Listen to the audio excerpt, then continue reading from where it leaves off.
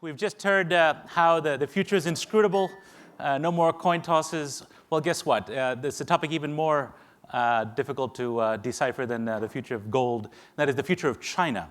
And that's our task in the next panel here.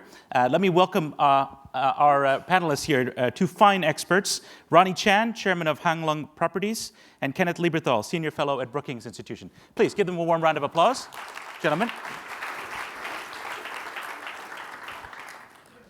So we stand here at a crossroads. We're about to see a new government, just as in the US here in a few weeks, also in China. Two great world economies about to see new leadership, both facing economic challenges. In the case of China, though, which is our topic of the following session, there is actually consensus, at least publicly, amongst the leadership that we anticipate will take power, and certainly the outgoing leadership, that the country must change its development path. The 12th Fifth-Year Plan, the way that China plans its economic development, at least formally, argues for quite a departure from the way that China got to its extraordinary level today. An influential report from the World Bank that was put out a few months ago, with the support of key parts of the Chinese leadership, also argued that the Chinese growth trajectory thus far, an investment-led model, is unsustainable and needs to change. And so the real question is the reforms that it called for and that have been echoed by other members of the likely incoming leadership and the known incoming leadership, can they actually do it? Are these the right sorts of reforms? And we'll talk about this, but will they have the courage? This is sort of the frame for our conversation.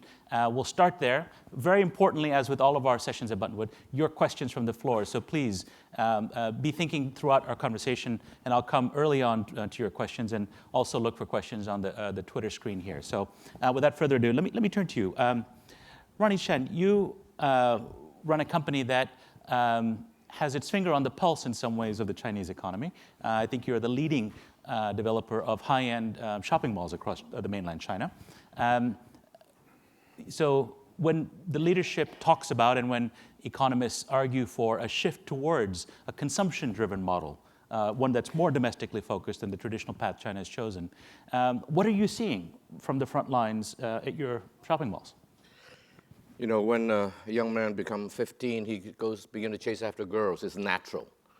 So when China gets to its economic development, get to this stage, it has to go toward domestic consumption. Whether the West tells them or not, they know it. And there's just no other way around it. The question is how they're going to do it. I think the issue is really not economic reform. I think economic reform is inevitable, although having said that, the last 10 years was really 10 wasted years, just like Japan is 10 years. China has its own. That's very sad. But I think that moving forward, economic reform will happen, but ultimately, will the people give them enough time to let the reform work out? That is anybody's guess. That's the danger point. What are the one or two most important or urgent reforms that you think have been delayed by a squandered decade? Well, among other things, I think a lot of the public sector has been getting bigger and bigger. The SOEs, the state-owned enterprises, have been getting bigger and bigger. That is a wrong direction. There may be ups and downs, but the overall direction got to be right, but it has not been right for the last 10 years. So I think that one will hopefully move in the right direction from here on out. Now, this is something that's been caricatured as the state advances and the market retreats in the Chinese, I guess, the Chatterati or the Weibo commentary. Of course, the other one is really how the relationship between the party and the country, including the government. And that is also, that has been a source of corruption, the uncertainty of it. And hence, that is really at the root of everything. And we saw, of course, the scandal involving Bo Xilai and his family, prominent figure who has... That case, nobody really, the West, I have yet to hear one person understand that case adequately. Well, we have you here. Tell us, what is the meaning of the Bo Xilai case? Okay, party history shows that as long as the top leaders stay in unison, they can handle most of the problems. The Bo Xilai case tells us one thing, that is one man's ambition, and there's nothing wrong with that. One man's ambition, however, can split the top of the party. And that is a dangerous thing. How did Cultural Revolution happen? Because of that. How did Tiananmen Square happen? Because of that. And so how the top leaders will hold together is going to be absolutely the thing to watch. And that's the message that the Bolshevik case tells us. All those, killing of the this and that, all those corruption, hey, nothing new, okay, I'm sorry. But the real issue is how it will affect the top echelon of the leadership. And by the way, the next generation of leader is the first generation that does not have the imprimatur of an absolute moral power.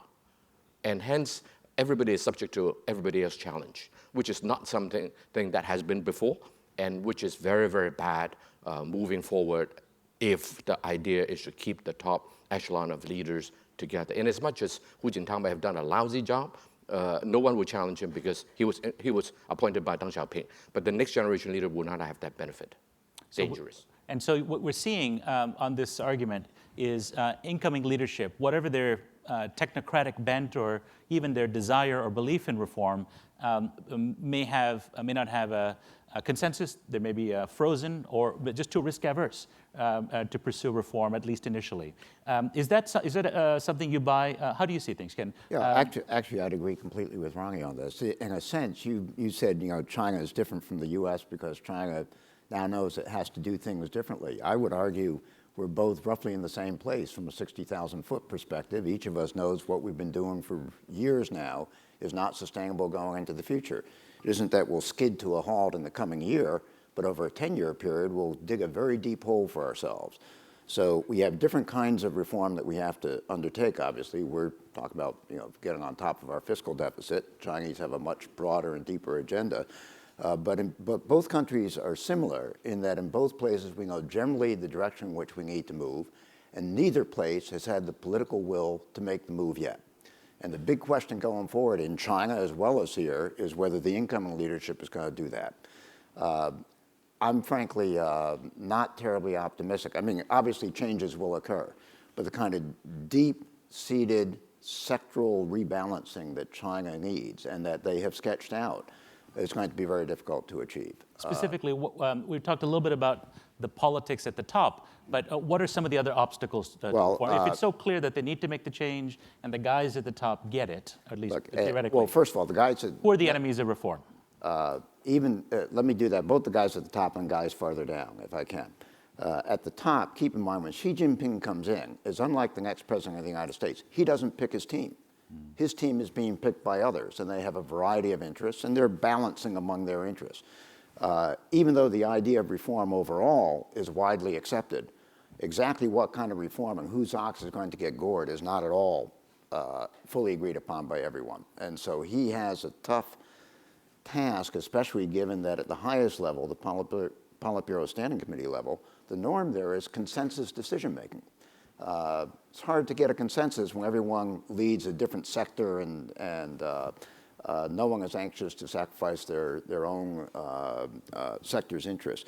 As you go farther down, keep in mind China has roughly 50,000 territorial units of government, from the province to the city to the county to the township.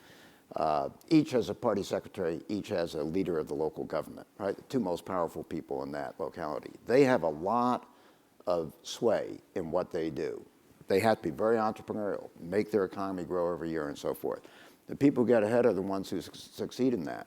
But after more than 20 years of the former development model, people who succeed are very good at doing what that model required.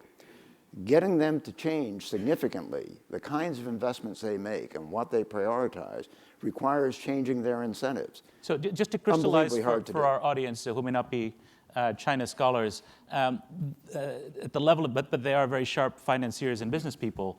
People understand and are motivated by incentives. So when you talk about provincial leaders or party secretaries, how are they measured and promoted? Can you give us a quick, short checklist? Yeah, I will give you the shortest possible checklist. Overwhelmingly, annual GDP growth.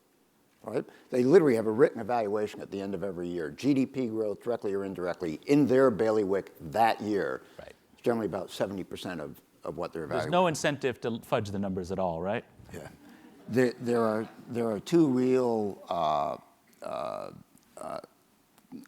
things that can stop them if they run afoul of them. One is a large scale social unrest in your bailiwick that year, and the other is some major embarrassment to the system that originates in your bailiwick, a huge product safety scandal or something like that. So at the end of the day, these folks are looking to maximize economic growth every single year as GDP is measured, and generally tilt toward large capital-intensive projects to do that, in part because they can get a lot of the money from the banking system, in part because they employ a lot of people and tick up the GDP numbers, and in part, relating to what Ronnie said earlier, because big streams of funds allow a lot of room for everyone to siphon off their share. Right. So these are the incentives that have worked in the past.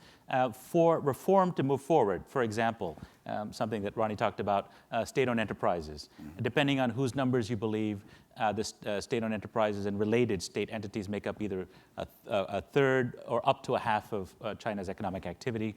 And there's a big debate on how to measure these things. But there seems to be some consensus that it has been increasing of late after years of retreat. And so that's the question that Ronnie put on the table. This needs to go in the other direction. What would these guys who really hold the levers of the Chinese economy need to be motivated? How do you change their incentive to allow reform of SOEs?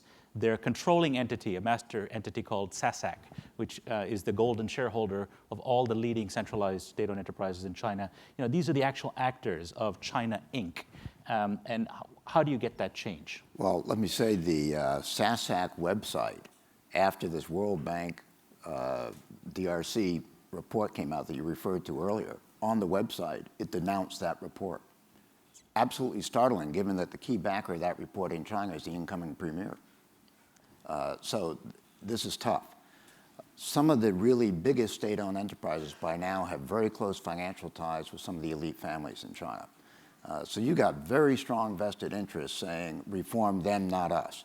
I think to get real reform here in any kind of short time frame is going to require a real sense that we're going to be in crisis if we don't do this. The crisis will not be economic, it will be political, social unrest, because of the consequences of increasing inequality and the other distortions that this huge SOE dynamic works out in the system. I'm going to ask that we get the house lights up, and I'm going to come to questions early as I'd promised. Not quite yet, but I want to get your gears turning in the audience. Please get some good questions together. Let me turn to Ronnie. On the question of social unrest, you would express that you really are concerned about dissatisfaction amongst the general population. And now we know, I think, how it is impossible to contain Chinese people from expressing themselves, despite the Great Firewall of China, despite efforts at censorship and so on, that the Weibo, the Twitter of China, and other means of expression can't fully be controlled by the government. And can you tell us a little bit about how you see that discontent going forward? How potent a force is it, and how is this going to affect the willingness of the government to embark difficult reforms? Because with reforms, there will be winners and losers. There may need to be unemployment, for example, at some state-owned entities that might be unpopular amongst the masses. We see how quickly the anti-Japanese frenzy was whipped up in recent weeks over some rocks, frankly, in the middle of nowhere. And so this need not necessarily be something that agitates in favor of reform. It might make the leaders more cautious. Is it not true? Well, conceptually, it is not that difficult. Operationally, it can be done. For example, you just need to change not the evaluation of top leaders, or you can also change the tax situation, not unlike in this country. For example, if you were to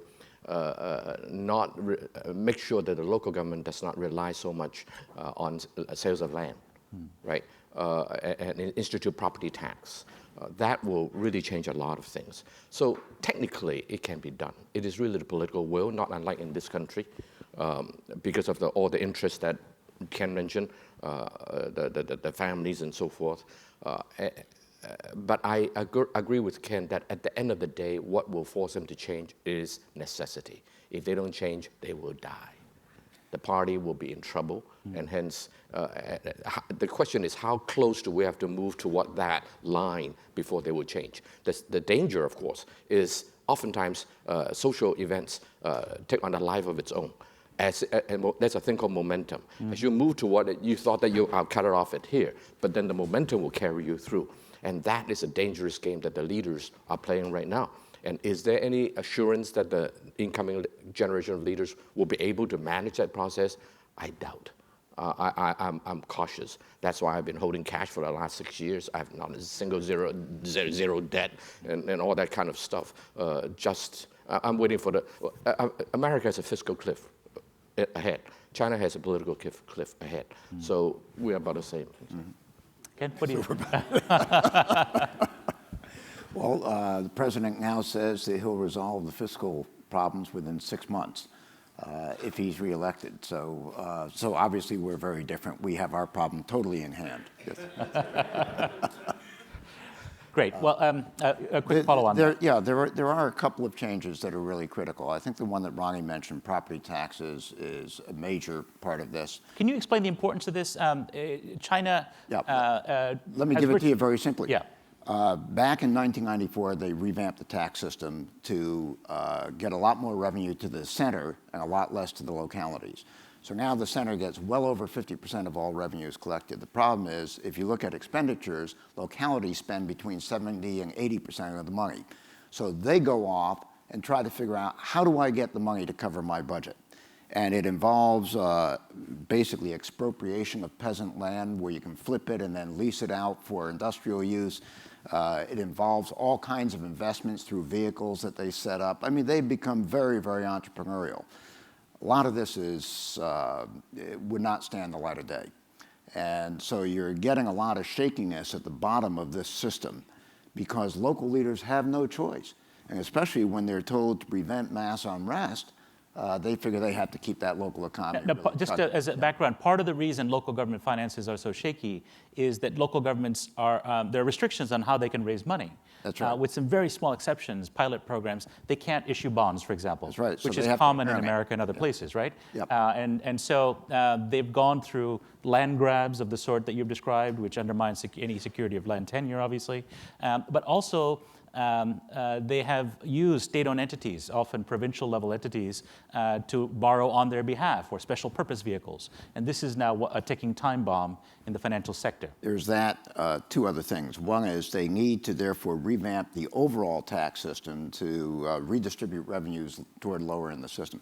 Other huge change they need to make is one that may sound peculiar to an American ear, but they have a system, what's called in Chinese hukou. It's residence registration. It says where you legally reside, regardless of where you physically reside. You all know there's been huge immigration from countryside to cities in China since the early 90s. Well over 200 million people have made that change. But the reality is, even though they live in the cities, their kids are being raised in the cities. They're still residents legally of their own villages and therefore don't enjoy social services in the cities, cannot have higher income jobs and so forth. This is now the biggest source of inequality of wealth in China. It's one of the biggest constraints on moving toward more household consumption in China, and it's a huge source of potential unrest. So they need to drop that system, but to do that, they have to go against the wishes of virtually every urban leader in China who now has cheap labor that they don't pay for, right, and will have to build and maybe even urban middle classes who don't want all of these immigrants to have access to social services. That's right. You know, last one in, shut the door, for example. So it takes political courage. Yeah. Great. So I know there's a gentleman who's been very patient here. And did I see more hands? Good, great. We'll come to the lady on that side next. But let's start here. Again, please identify yourself. A short and sweet question, preferably witty. Thank you. Baldas, can't meet your last requirement. But I just wanted your views. I wanted to push you a little bit more on the view that you expressed. There seems to be a view that is taking hold that 10 years or 15 years would not be sufficient with respect to kicking into place the kind of reforms that the World Bank reform project talked about, but that there is sufficient steam in the economy for this to continue over a longer period of time, pretty much as it's, with enough monies to go around, and all you will have is a continued buildup of the tension in the system. I'd like your views on it, the credibility of this form of thinking that 15 years from today or 10 years from today, the next leadership change, more deeply troubled, but pretty much continuing? Thank you. Either of you. Well, as I said before, things can continue going along. The problem is the cost of continuing in this direction is growing higher and higher. They currently have a very resource-intensive development model, right? But they have very few resources. So they're becoming increasingly dependent on imports of resources almost across the board, especially for energy from the Middle East. And that's problematic. Secondly, this model is producing rapidly increasing inequality in distribution of wealth that produces enormous resentment. China was probably the most egalitarian country, major country in the world 20 years ago. It's because everybody was poor. Now arguably the least, right? So this is a transition that everyone in their 40s and above has witnessed during their adulthood and has a lot of consequences. Thirdly, this model generates and encourages corruption, and I would argue it's going to be extremely difficult to get rid of that. And then fourthly, it generates enormous environmental degradation. And that has reached a point where, for example, lack of usable water is a major constraint on the Chinese economy now. And then finally, lastly, they have a demographic problem.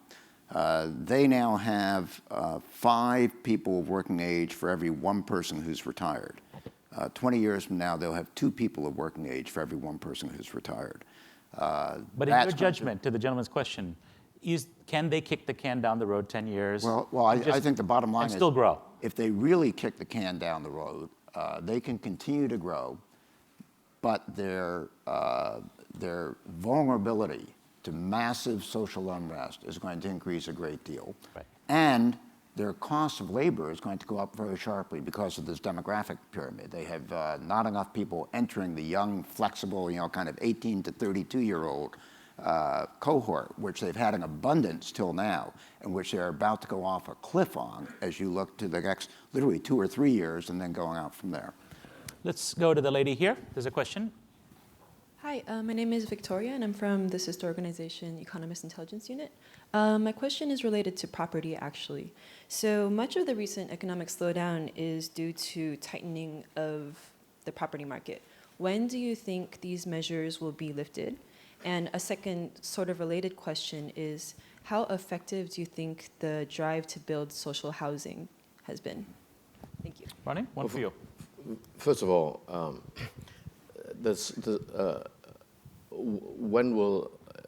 I don't think that they will change in the near term, because property prices going up can fuel inflation. And the communists came to power because of somebody else allowed inflation to go up too much in the late 1940s. So if anybody knows this thing, it is the government in Beijing right now. So they're very, very cautious. I don't think they will do anything. Just to show you a number that is amazing. You talk about social housing. They are building something like 35 million of them in a couple of years. And they're going to start 10 million a year. And the private housing built 2 years ago was only 9.3 million. So suddenly you add another 10 million new construction in public housing into the market. Will it take effect? I believe it will. And I think China is transiting in that regard as well. But in as much as I don't want to talk about real estate because I'm in that business, the reality is that is a sensitive thing to China. And if you're a leader of China and if you don't manage the property, residential property right, it can really cause a lot of social problems. Have they effectively pricked the bubble with their policies? Well, it's too long an issue, and frankly, I don't think it is that big of an issue because they are basically managing it already. That prices have come down already, and there are still other measures that they can use. Don't forget, this is not a command economy per se, it's a quasi-command economy, shall I say. And so they have a lot of tools in the toolbox that you guys don't recognize, right? And which we didn't want to use. They can increase, they can limit mortgages to 50%, 30%, 20%, zero. Right, so there's a lot of things that they can do continually. Right. So you cannot assess China according to your economic model. Question here in the front row. Sure, okay, we'll go there and we'll come down here to you next, sir. Thank you. Bhavani Singh, my question is about the non-performing loans in China. We saw a lot of stimulus money flow in, but if you look at the banks, the non-performing loans have stayed steady. It's magical. It's magical, yes. That's the question. Do you think in the near future you're going to see a spike, and will that cause a financial issue? And the response, is it going to be a quick response from the central government, and do they have the ability to take care of it? It's a big issue, but it's a manageable issue. There's enough money in the system by the government, and the government controls a lot of financial resources. So whereas it is an issue, but this issue has been talked about for the last 20 years. And 20 years ago, the banks in China wasn't even a bank according to the Western standard. It is nothing more than the cashiers of the central government. So if the central government's balance sheet is not broke, then the banks will not go broke. Today, 20 years later, the government has tons of money. So, it's not an issue. Do you share this view? Well, I agree with what Ronnie said. I just added an additional element there. I mean, they will take, a lot of bad loans don't show up if you're growing at 10% a year. If you're growing at 5% a year, a lot more becomes obvious. But there's no question the government has the capacity, to my mind, there's no question the government has the capacity to take over bad loans and remove them from the books, and they've done that before, they'll do it again. To me, the big cost of the stimulus program was that they had, over time, over the previous decade, one of the things they had really done fairly well was build up risk management in the major banks. And then came the stimulus program, and they threw that out the window. And I think long term, that's probably the most damaging financial after effect of the stimulus program. So it sounds like, at least our panelists here, don't think a banking crash is on the cards, right. Chiefly because the banking sector is controlled by the government, and when it's very nice to have a rich uncle who can control the books like that. Yes, sir. Philip Burke at Apache Capital. I wonder if you could comment about the relation between China and the United States in the following context. 10, 15 years from now, it's very likely that those two countries will be the largest still in the world, and we'll have to deal with problems that are largely intractable already today, whether it's global warming or economic imbalances, the spread of nuclear material, that sort of thing. So it's clear that we need to be able to cooperate on this rather than compete. Today, we seem to be on a path of divergence rather than convergence, whether it's news of, this. Your question, sir. Okay. Yeah. So the question is, we seem to be on a path of divergence. We need to be converging. How do you see that resolving in the next 10 years? That sounds like a think tanky question, Ken. I'm going to give it to you. What do you think? It's not a property question? No, he's a doer. He's a man of action. Now, wait a I minute. have something to say about that later. I found a way to insult. I've insulted both my panelists, obviously, with apologies. Yes, go on. First of all, the U.S.-China relationship today is more wide-ranging and deeper than most people realize. What makes the headlines are the tensions. What the headlines miss is the enormous amount of interaction across both governments and across our business communities and other parts of our societies.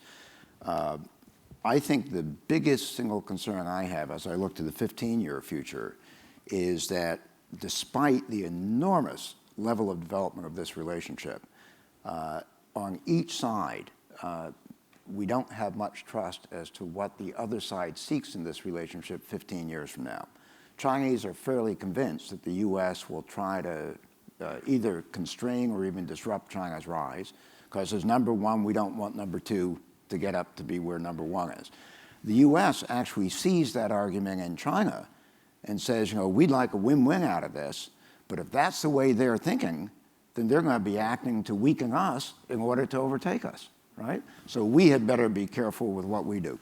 The surprising thing is, with all the things we've done over the last more than 30 years since we established formal diplomatic relations, those things have built enormous capacity to work with each other, and we do, again, on a huge array of issues, but have not built mutual trust. So we have to not only continue what we've been doing, but do some very different things if we're going to affect that issue of trust about long-term intentions. I think there's a laundry list of things that can be tried, including, and I'll just give one example because I know time is short. If you look at, we have more than 60 formal dialogues between our governments every year. Not a one of them talks about the long term.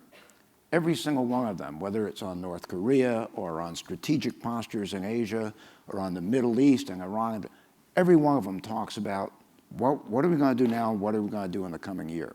We have to sit down and begin to talk about where are we 15 years from now, right? For example, with our militaries in Asia. Are there areas where there could be mutual restraint?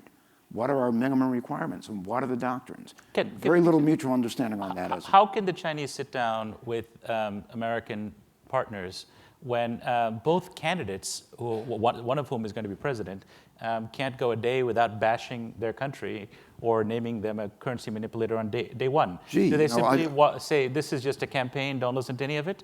Is that your view, Ronnie, that there's nothing different this year than any other political campaign? That doesn't worry me a bit. It doesn't worry you? Let me tell you what worries me. Yeah. At the crux of the problem is America is suspicious of Chinese intention.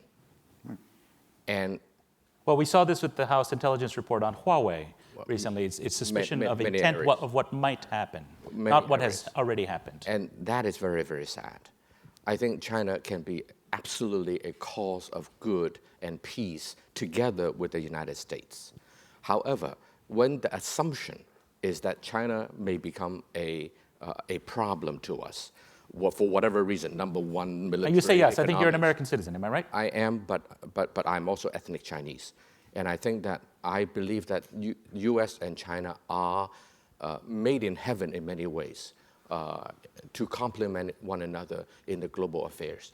But because of the misunderstanding, mainly on the American part first, wondering what China will do.